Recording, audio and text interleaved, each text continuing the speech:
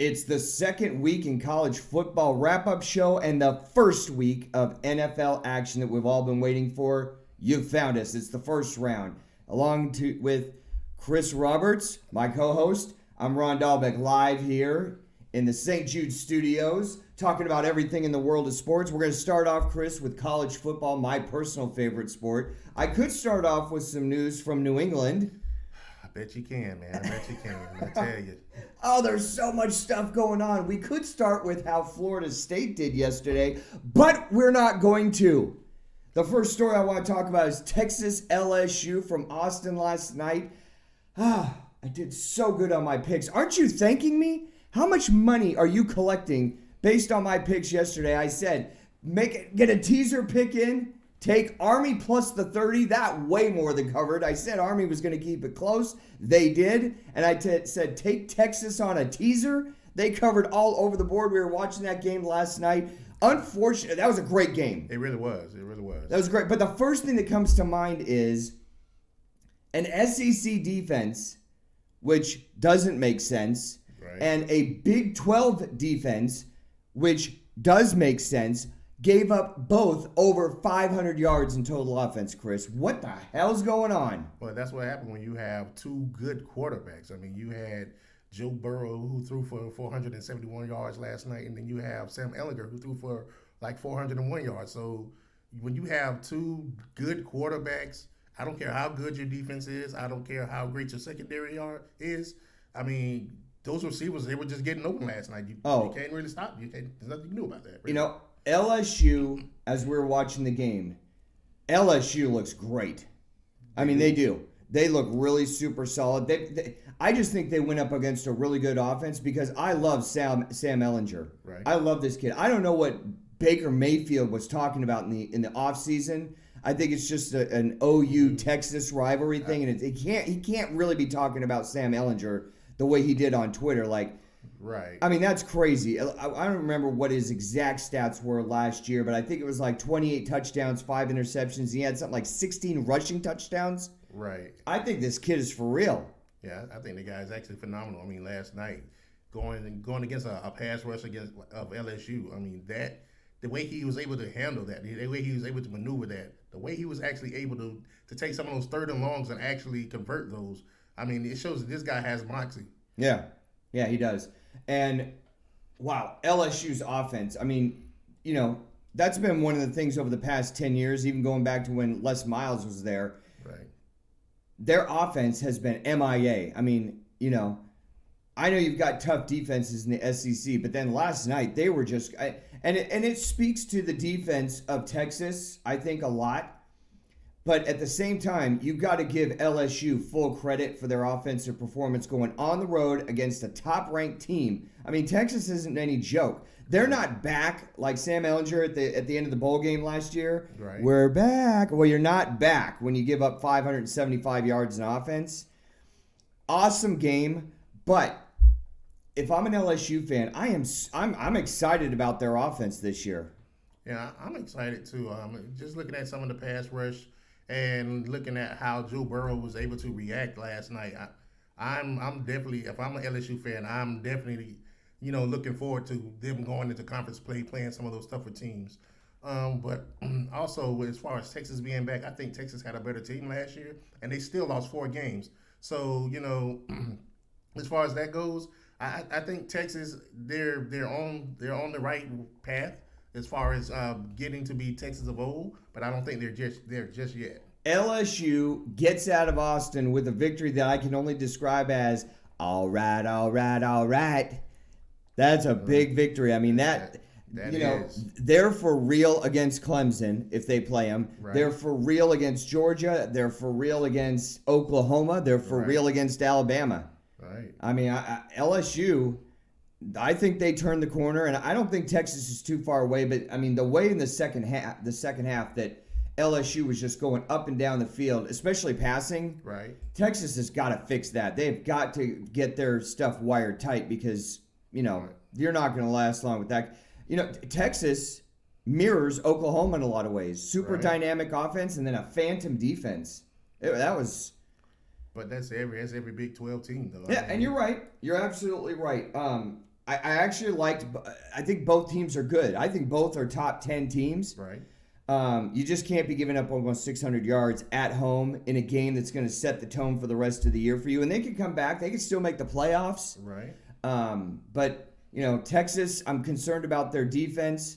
I'm not so much concerned about LSU's defense because they went up against the Big 12 isn't known for defense. Exactly. They've got to bring that notch back up. But LSU just looks solid players, solid on offense, great play calling. They weren't making a lot of mistakes. They've got a good head coach. Right. I mean, I'm LSU. I'm putting them up there third in the country. I mean, they're better than Oklahoma. Yeah. I'd say that they right now are better than Georgia, maybe. And they're better than Ohio State. Yeah. So I've got to put them 3. Yeah, I got them at 3 or 4. I mean, that Georgia and LSU are right neck and neck. They're not quite Alabama and they're not quite Clemson just yet. Right. But the thing about LSU is when they turn that switch, it's nothing that no team can do about it. Oh, and when was the last time you could say that about an LSU offense? Oh gosh. Ooh. Exactly. So I was kind of laughing at myself because I was saying, so I've got, it's like a Ron Burgundy moment. I was like, So I've got LSU third? Like I'm asking you where I've got LSU? Exactly. So that was an awesome game. Great Saturday night game. I'm not looking forward to next week's Saturday night game at all. They've got Clemson going to Syracuse. Yeah. I mean, all the air just went out of the balloon right there. I mean, that's your primetime game? Yeah, I looked at that and I was, wow. Especially after yesterday, the way Syracuse leaded. I can tell you one thing. Dino Babers wasn't doing any kind of dance in the locker room yesterday after that performance at Maryland. We'll get to Maryland in a minute. But at what point, I was asking you this yesterday, Chris, at what point do you just sit back and look at me as your co-host and go, how are his predictions so on? I mean, is he touching the finger of God when he makes these predictions? Because I've got to brag a little bit and say, who had Army? Nobody had Army, but I think a lot of people didn't realize just how good Army was last year. I had Army yesterday, and I said take Army plus the points. Right. But above that, right on the show, live on YouTube, I said Army is going to give Michigan all they can handle, and didn't they? Did they ever? I think Michigan was going through some issues as they're trying to change their offense to go to a spread offense. And they're also trying to figure out who their next head coach is going to be if they keep playing like this to the end of the year. And I think that Michigan is going to continue to have those struggles. As we seen yesterday, Shea Patterson had some accuracy issues. He was very indecisive with the ball. And I mean, the Army just took advantage of it. Nobody knows about Army. Anybody out there following Army? Army! I mean, I was riding them last year, but I just look at Michigan. I'm like, they just are not passing the eye test, man. They're not. And this is so sick to be giving Jim Harbaugh as much money as they're giving him every single year. And yesterday, to me, they laid an egg. They had 4 turnovers before halftime, 4 fumbles. Yeah. I mean, at what point, as an alumnus, do you go, okay, this is inexcusable? Again, you had all summer to get ready. And then Army comes into your house on national TV and gives you everything you can handle, and you got 4 turnovers? I mean, look, it's Army. These guys they're like the best of the best. Those are our guys that goes overseas, so they're going to give 110%. 110%. Yes, sir. Yeah, you're right. And they have that weird offense, so they've all bought into the system. And they all going to leave it on the field. They're going to leave it on the field and give 110%. A lot of good locker room guys. Yeah, Some of those punts yesterday that Army made, it took a real Army bounce, too. I was noticing that. Took a great Army bounce. Exactly. It is what it is. So let it be. I mean, they took what the defense gave them. They took what the defense gave, and you're right about that. So, wow. Anyway, excuse me. Yeah, Army looked good. So all jokes aside, I think Michigan can figure it out. I think that they can get better. There's an opportunity. I could see a path to where they could get better as the season goes on. but they're going to have to do something different than in the last 4 years. I mean, you got to be beating up on the directional schools and not keeping it close. And then you've got to beat the teams that you're supposed to beat. Right. I think there's the potential for that to happen. They could make it to the playoff. But do I think is it plausible? Yes. But the probability factor on it is starting to go down as we speak. Pretty much. I'm finding less and less confidence in Michigan. They won the game in overtime yesterday, and that was because the Army kicker barely missed a long 50-yard field goal just to the right. But even before that, Army should have won the game outright. Right. They should have. Yeah, but I think Michigan can still be in the conversation for the playoffs. But, I'm going to need to see a drastic change. They are not passing the eyeball test as far as I'm concerned. No, they haven't passed it. They still have offensive line woes. I mean, they still have quarterback woes. Oh, inconsistency at quarterback? Yes, pretty much. I mean, you see yesterday, they actually subbed in quarterbacks, so I think that's going to be an issue going down the line who's going to be your quarterback? Is it going to be Shea Patterson? Or, is it going to be your backup? Like, what are you doing, Harbaugh? I don't think they're going away from Shea Patterson. I mean, that's the last bastion of freedom that Jim Harbaugh, the last big move that he made is bringing him in. That's his guy. He's going to stick with him until something catastrophic happens. But to me, four fumbles in the first half, that is catastrophic. We're going to cover a lot more of wrap up as far as college football scores and analysis a little bit just in a second. But what I wanted to talk about is the good things and the bad things that we saw yesterday in college football. Right. And let's start with the bad things. Again, I mean, I beat this horse to death. I didn't like it when they brought this guy in. I didn't like what they did last year. I didn't like it in the home opener. I haven't liked anything about it at all. And I'm talking about Chip Kelly at UCLA. Now, here's the stat that not a lot of people know. UCLA, before yesterday, at home against SDSU. Right. 23 times UCLA has played San Diego State University. 0 times has San Diego State University won. They did yesterday. And it was going away, and UCLA looked terrible. I'll just sit here and listen, but if I'm going to start off with the goods and the bads of college football wrap up yesterday, right. I'm starting with the bads, and I'm starting with Chip Kelly and UCLA losing at home in a game that they should have won by 14 to 21 points. I mean, you're looking at a bad UCLA team that was bad last year. It's bad this year. But shouldn't they be starting to turn it around now? You can't be losing at home to San Diego State. You should. I mean, you're playing San Diego State, some low division team, but at the same time, San Diego State is also a pretty decent team as well. So, I mean, over the past 2 years, San Diego State has been an okay team. Oh, okay. I'm gonna hit pause on you right there. So, their head coach Rocky Long was a good player. He's a decent coach. Right. No SDSU alumni are thinking they're winning their conference, let alone making it to the playoffs or playing for a national championship. They're a C- to D+ team. This is a team that UCLA should be putting their foot on the throat of and choking the life out of them in the first half. That's what should be happening. It should be happening. And it's not. But again, I mean, look. How concerned are you if you're a UCLA alumnus today? Well, I mean, 9 times out of 10, these guys from UCLA, they're probably sitting on the beach somewhere chilling anyway. I mean, if they're not winning, they're not in the games anyway. So. All right, so if you're guys like us and you actually care, well, if you actually, I gotta start the wheels in motion. Like, who's the next guy up? Because Chip Kelly, it's not happening. Of course not. I mean, and if they were like us, I mean, they would have been ready to go ahead and strip down that car last year. So I could see a freak thing where you have a terrible first season and then you bounce back. As long as I'm seeing progress. But right now what I'm seeing out of UCLA is regression, and that's it. I'm done talking about UCLA. The next thing on my list of bads was somehow Tennessee lost last week to a directional school at home. Mm-hmm. And if that doesn't get you pissed off enough, a solid team like BYU, and when I say solid, they don't quit, they don't make mistakes, they're not flashy, they're not an A+ team, they're not going to win their conference, they're not going to be in the playoff. Right. They're just hoping for a bowl game, but they're a solid team that doesn't quit. Right. Comes into Knoxville and beats Tennessee on.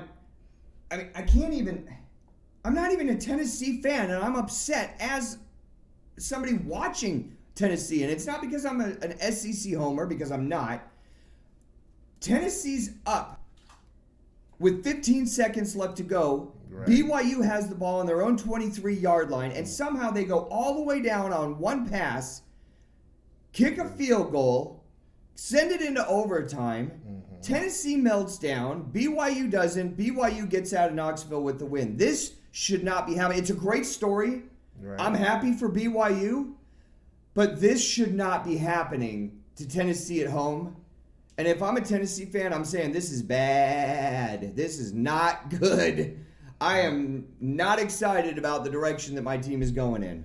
But I mean, this is just what's been going on. You have a lot of stoic programs that are actually going through these type of situations. I mean, Tennessee just happened to be one of them. I'm looking at Jeremy Pruitt like, okay, guy, you are a secondary coach. What's happening here? Why aren't you coaching these guys up? Why are you not preventing that pass from happening? Why are you not getting a pass rush? How in the world was this guy able to throw that pass down the field when you have great defensive linemen on your line? So what's going on with 15 seconds left to go in the game. Exactly. Oh, it's crazy. Not in the bad or good category. I'm putting this in the concern category. Right. I'm putting Michigan in my concern category, and we've already talked about Michigan. I mean, they need to show me something more, right, or I'm throwing them off the bandwagon. I mean, they could make the playoffs, but unless I start seeing improvement at $8 million a year or whatever Jim Harbaugh is making with his private jet, I'm putting them in a I'm concerned category. Right. Another team that I'm concerned about that I can't quite put into my what was bad that I saw yesterday, mm-hmm, but it was bad, was Nebraska at Colorado. And Colorado's 2-0. Colorado's playing at home. The first thing is I used to live, when I lived in Boulder for a while. Right. I lived about 3 blocks away from the stadium. It's about 70,000, maybe 65,000 capacity. Mm-hmm. And I would say, about 35,000 of those were Nebraska fans yesterday? That's sad. That's like half of your stadium is Nebraska fans. Yeah. And then you go up 17-3, in conference game, on the road. You're doing what you want on offense. You're holding the Buffs on defense. And then the second half, it was just like Nebraska just didn't know how to put them away. Exactly. I mean, those guys came back and they scored I think it was 24 straight points in the second half to actually come back and actually win that game. So what's going on with Scott Frost's defense? Yeah, it's not the black shirts anymore. Right. And my good buddy, I've got a good buddy up in Lincoln, and I was up there 2 years ago, and when they signed Scott Frost, I thought it was a good signing. Yeah. This is another thing. I've got to say this. Adrian Martinez in the same sentence as Heisman, that ends yesterday. I don't want to hear any more about that. I know there was some preseason hype about he's a Heisman contender. Mm-hmm. No.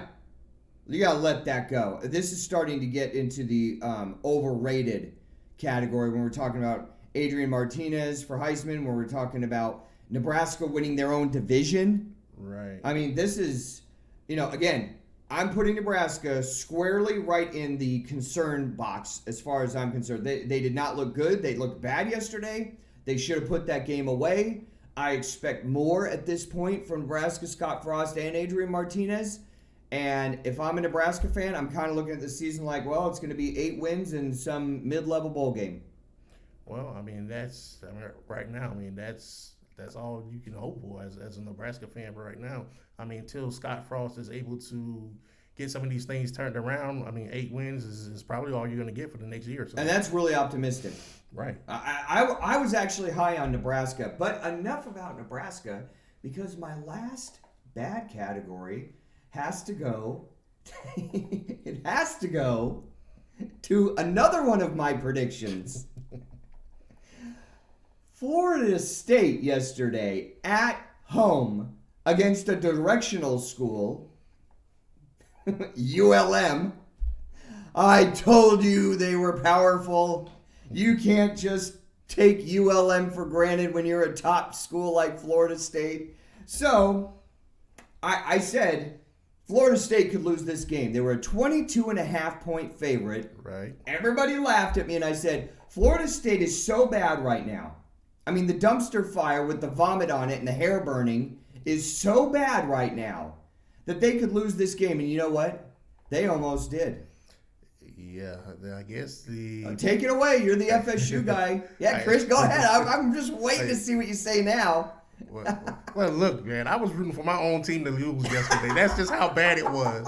So I'm sitting here and I'm looking at this FSU team that was up 24-7. You have this team come back, take the lead at home in your FSU.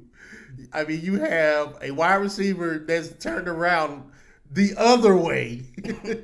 At the line of scrimmage before the snap. As if he's about to go back and play a defensive back. Like, Willie Taggart, what are you doing?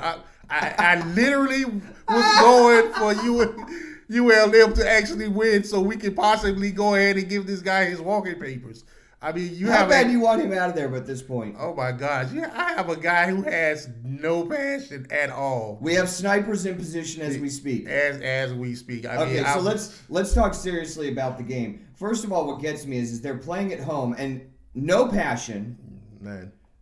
They're not organized. They're making silly, stupid choices. I mean, there was a 3rd down and 1 play. Right. That you and I, while we were watching the game here, they send the running back 3 yards out towards the sideline in the backfield and throw it to him on a 3rd and 1. Right. He doesn't get it.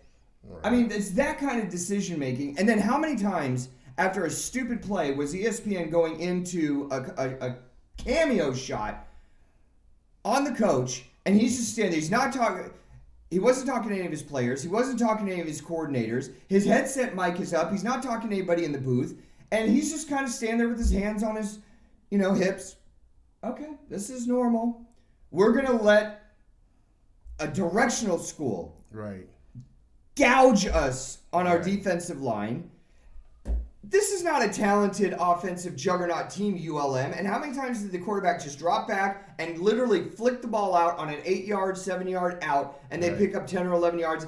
The 3 series that we saw in the second half, we just honed it. We started watching the game. And the first 3 series we watched, ULM just went right down the field on Florida State.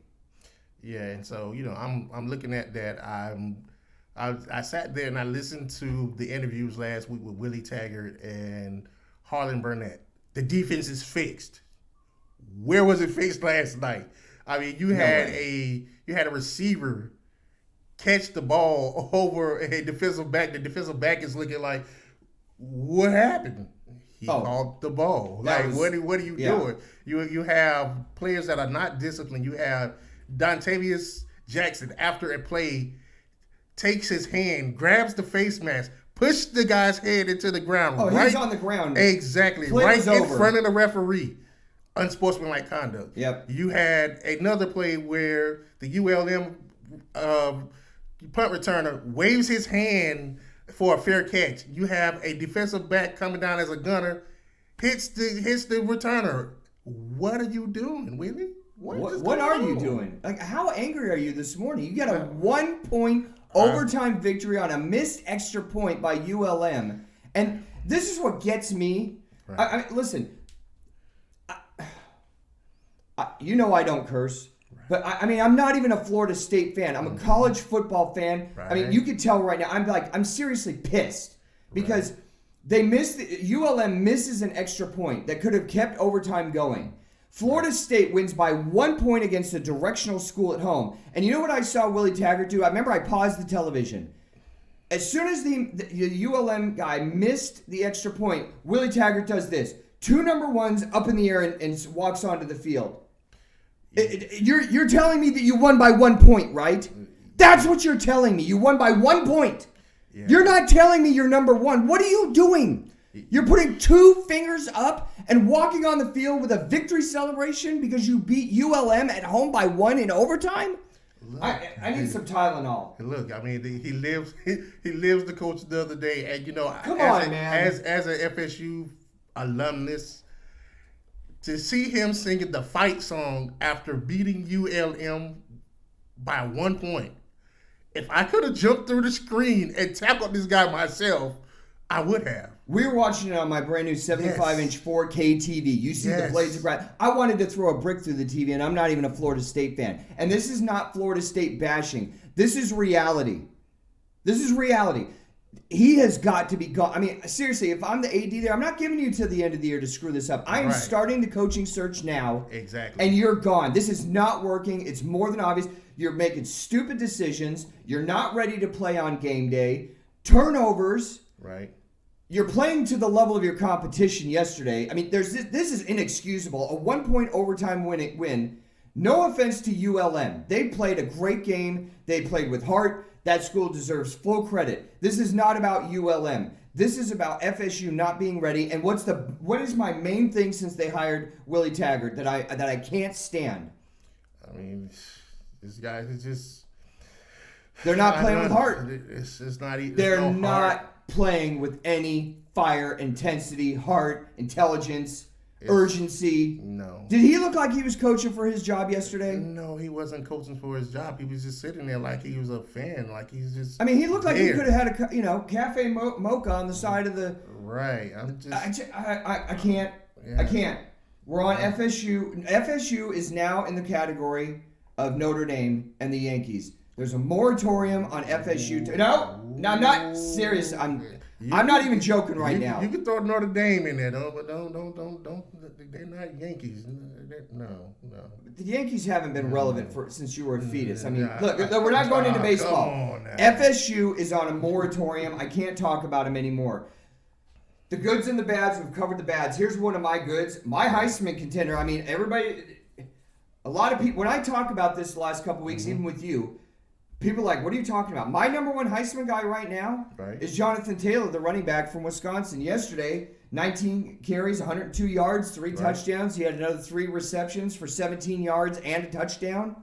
I know they haven't played anybody yet, but it's not like this guy wasn't a stud last year. Yeah, he was. Yeah, so and I think I think that this has got to be the year where they beat the teams they're supposed to beat. Like last year, they lost at home to BYU. Right. Last year, they had a really tough game against Purdue. They had another tough game against, who was it? They had Minnesota. Right. I mean, you can't be losing those games. This has got to be the year where you take the step in the right direction. But as far as what I saw yesterday that was good to me, my number one thing is Johnathan Taylor. Yeah, I mean, my good, Maryland.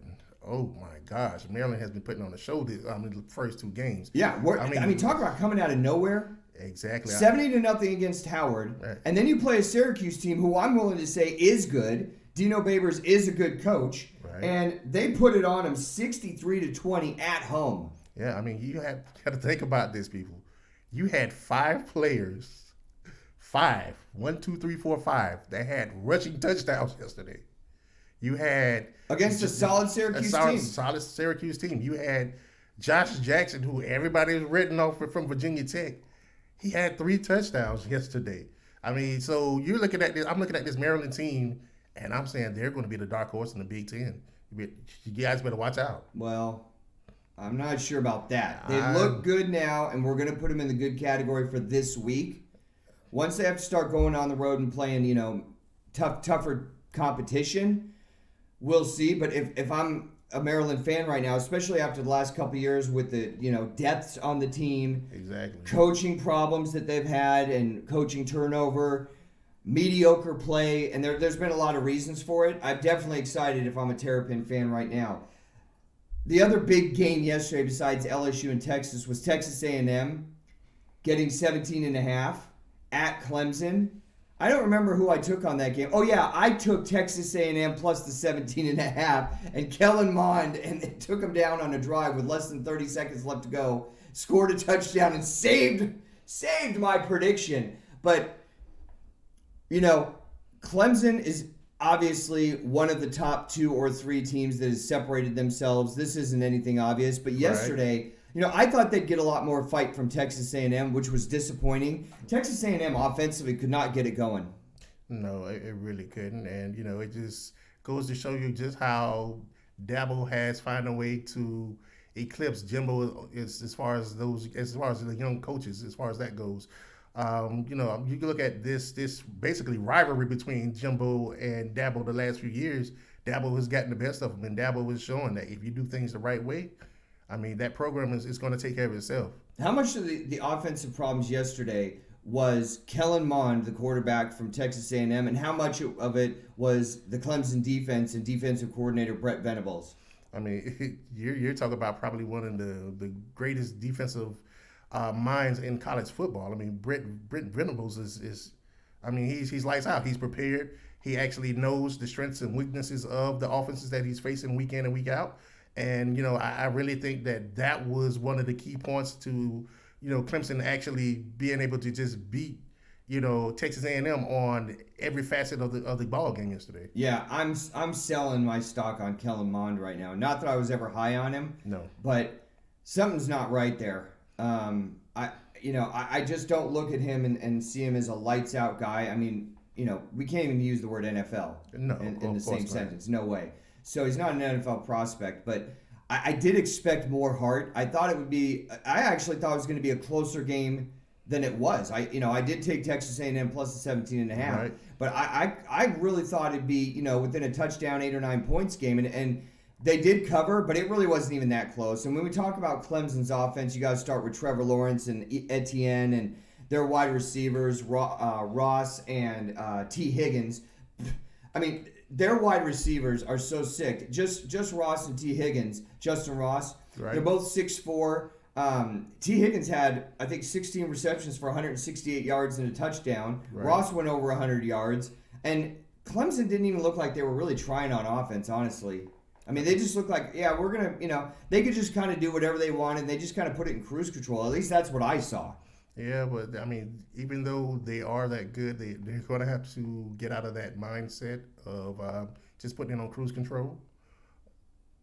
They have to go ahead and just play their game, but they have to be able to be dominant on both sides of the ball. So hopefully Dabo, preaches that to them so that they could be the dominant Clemson team that we saw in the national championship last year. Those were the relevant games that were happening yesterday. Looking at some of the other games that were on there, Missouri bounces back at home against West Virginia, 38-7. West Virginia is just on the wrong side of bad right now. I don't expect anything from them. But, this could be a momentum builder for Mizzou. We expect them to be better after they go on the road to Wyoming last week and lost. Iowa, I took Rutgers yesterday plus the 22. Iowa at home against Rutgers. Iowa gets out of there with a nice victory, 30-3. Cincinnati and Ohio State. Ohio State, 42-0 at home. Cincinnati, I expected more out of them, didn't you? You expected more out of them. Granted, they did beat a bad UCLA team, the first week. But, yeah, I expected a little bit more out of Cincinnati just from looking at the way they played. I thought they at least would have scored a touchdown, but... Nope. Wisconsin gets it done 61-0 over Central Michigan. Again, it's low-end competition, but Wisconsin's starting to build momentum, and I like that. Again, Bama, Georgia. Georgia gets it done against Murray State 63-17. This is the one that really got me upset, is I took Bama and New Mexico State, Bama playing at home. Right. And I took the under. I teased the under to 71.5 points. And I took the under. And they scored 72 total points. That's kind of how my week has gone in life. I had a lot of other picks that hit, but that one was just like a half a point. A half a point. Come on. All right, so Georgia gets it done. Oklahoma, again, they're playing South Dakota. They blow them out. This is a directional school. There's not too much to talk about. Auburn, I think Auburn yesterday against Tulane was kind of what Auburn's going to be. They're not going to be a lights-out team. I don't think they're contending for the SEC West, but they get it done at home 24-6. Oregon really bounces back 77-6 against Nevada. Right. I didn't see that blowout coming. I thought that Oregon would bounce back at home, but not that big. I don't know where I want to put Oregon in the Pac-12 right now. Washington loses at home to Cal 20-17 after like 55 hours of rain delays. And I thought Washington was going to be the class of the Pac-12. Where do you have Oregon? After the first two games, they played a directional school in Nevada and, blew them out. I don't know where to put Oregon right now just in the Pac-12. Well, you're looking in the Pac-12 and being how close they played that tough SEC defense last week, you have to put them somewhere in that 2 to 3 range is as far as the positioning in the Pac-12. I mean, you have Washington losing yesterday to Cal At home. at home. And Cal looks like they're going to be a semi-solid team. They're not going to be a rollover. Exactly. So I mean, you have Oregon who actually lost a game, a neutral site game, may I add, against a pretty decent Auburn team. So I mean, I have them to like at least 2 or 3 In the Pac-12. in the Pac-12. Of Okay. course. Well, we all have opinions, and I know you guys do too. If you want to be a part of the show, go ahead and email us right now. thefirstrroundrd@gmail.com. We'll answer your questions, look at your predictions, and we will take your comments on what you think about what happened in college football. I want to shift a little bit to the NFL because this is going to be the first week in the NFL. If you like button, follow us here at The First Round, and if you like this show, hit the like button. It helps promote St. Jude, which we love. They're one of our. They don't sponsor us. Just to let you know, we had some questions about that. St. Jude doesn't sponsor us. We're sponsoring St. Jude. St. Jude Children's Hospital. Go to rondolbeck.com, and in the top right-hand corner, there's a link that you can go to there to learn about St. Jude, or if you want to, donate to them. They do a lot of great work. Chris and I love St. Jude, and we want to promote them and all the good work that they do for families around the country. Going to the NFL, we got to start with my team. Oh, We've got to start with my team. Here Let's we go. let's start with Antonio Brown being a malcontent head case, causing problems. There's 2 ways that we can look at that. We can look at it as he is all those things because he is, but the Patriots have, I never even saw this coming, first of all, but the Patriots, unlike any other team, have a track history of taking guys like this and squaring them away. So I think this is a big pickup for New England. I think it's a big pickup. I think it's probably Bill Belichick's largest gamble. But I think, because of Bill, because of his track record, I think he will be able to actually turn around Antonio Brown. Hopefully he'll be able to rehab him. Hopefully perhaps, sign him, to a couple years contract after this. Who knows? But right now, the ball is in Antonio Brown's court. Can't screw it up. No, this is it. It reminds me of Michael Jackson on the final tour. This is it. This is the last one. This is it. If you want to see me, this is the last one. Well, this is the last one for Antonio Brown. Right. I mean, you're being handed on a silver platter the golden goose egg. Right. And if you screw this up, I mean, you're going to end up in Tampa with Jameis Winston. So now I'll have 2 knuckleheads together on the same team. As much as this is a possible great move for New England, and I think it could be a win-win-win-win-win for everybody involved, how bad do the Raiders look right now? I mean, you want to talk about egg on the face? Well, I mean, you have to understand the history of the Raiders. I mean, the Raiders have always been this team that has always grabbed these type of players, and it never pans out. It never seems to work for them. I mean, it kind of reminds me of, just somebody who just always have bad luck, and this team always seems to have bad luck, getting these type of players. Is it really luck, though? Because they knew what they were getting with him. They took a chance and on a character guy, and everything about it went wrong. Yeah, I mean, it did. I mean, you have to understand, you have Antonio Brown and Vontaze Burfict on the same team. You have 2, Richie Incognito. Yeah, Richie Incognito. So, I mean, you have these guys that have actually just taken a bunch of chances on a bunch of character issue guys. Mm-hmm. And, this one just happened to just come back and just bite them. Yeah. I was watching SportsCenter last night. They had this interesting statistic that I thought was fascinating. Since 2013, when you take total receptions and total yards, right, the top 15 wide receivers in the NFL, 4 of them are on the roster for the Patriots. No other team has more than 1. Right. So you got James White, you got Sony Michel, you got Josh Gordon, you got Edelman, and now you add AB. I'm getting sized for some Super Bowl rings this weekend. You know what? I mean, this has got to put anybody that said this is Kansas City's year and they're gonna take over. We got to let that go, right? I mean, The Patriots with this acquisition have to be the number one favorite in the AFC. Yeah. They're the number one favorite, but that's why we play the game. Yeah, you do. You play the game, but I mean they have a 20-year track history. Let's not say that. I mean look at their weapons. I didn't even say they've got Tom Brady still. Again, I mean, come on. Again, this is why we play the game. Well, we're going to play the game. Sunday. We're going to play the game, and it starts tonight against Pittsburgh. Some of the other things going on in the NFL: Julio Jones signs an extension with Atlanta. He gets 3 years, $66 million. An interesting stat about that is he gets $64 million of the 66 up front. Exactly. That's pretty amazing. I mean, but you're talking about probably the number one receiver in the league right now. I mean, this guy puts up numbers year in and year out, regardless how bad of a year they may have. I mean, he puts up numbers. Yeah, I don't know how much I'm expecting from Atlanta this year. I mean, this isn't some kind of an extension that changes the direction or the trajectory of where I think that they're going to land.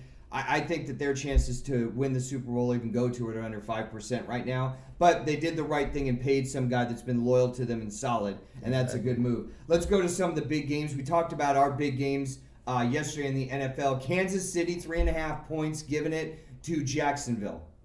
I think it's going to be a close game. I think we're going to see exactly what Nick Foles can do against a suspect Kansas City defense.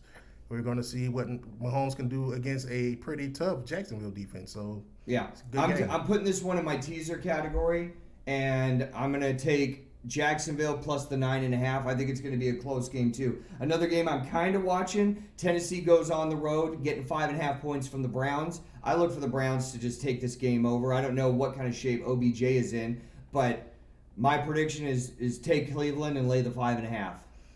Yeah, I'm with you on that. I'm very interested in this game. I definitely want to see how Cleveland comes out the gates. There's so much hype around Cleveland with the acquisitions they have this year, so I definitely want to see, how they come out the gates against a subpar, mediocre team as far as Tennessee goes. I don't know what I'm getting with Freddie Kitchens, the first-year coach there in Cleveland. The drama has to stop with Cleveland, and the talking has to stop. Now it's week 1. These games really count, and I want to see you guys put up or shut up. I want you to put up and shut up, and I'm not a Cleveland fan, obviously. But a game that I think is going to be great. LA Rams go on the road to Carolina and give 2. Is Cam healthy? Right. That's the first big question. What kind of how offensive their offensive production? What am I going to see out of Carolina? And I want to see it. After the Rams go to the Super Bowl, I want to see a dominant performance. Somebody knows something that I don't know about this game because the Rams are only 2-point favorites. Yeah, I'm very interested to see how North Turner is actually able to, have a game plan for Cam Newton. I want to see how he's able to move around Christian McCaffrey to go against that Rams defense. And, I definitely want to see, can Wade Phillips, his defense actually hold up, being that they lost Ndamukong Suh off that defensive line? Well, Ndamukong Suh's on the wrong side of 32 at this point. I mean, how effective he's going to be, I don't know. Tampa picked him up, and I just think that's filling a spot. I don't know how effective he's going to be. Pittsburgh at New England. The only thing I want to say about this game is I'm excited to have football back in New England. They're going to have their banner ceremony. Roger Goodell's going to be there. The Boo Birds are going to be out. But I'm going to have this one as one of my teaser specials.